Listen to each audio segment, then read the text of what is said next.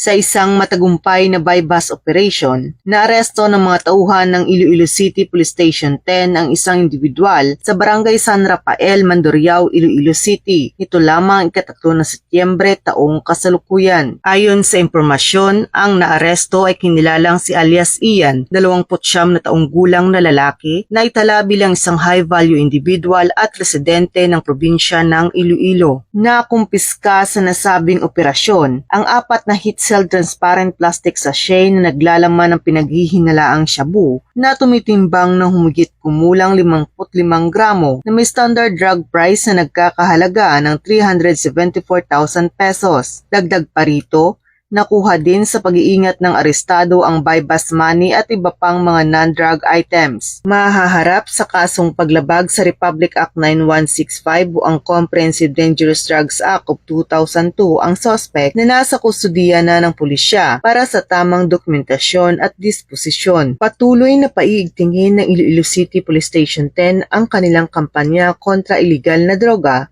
upang masiguro ang seguridad at kaligtasan ng bawat mamamayan tungo sa isang maunlad at mapayapang bagong Pilipinas. Mula dito sa Western Visayas, ako ang inyong Police News Network Correspondent, Patrolwoman Charmaine Balunsat, alagad ng batas, tagataguyod ng Balitang Pulis.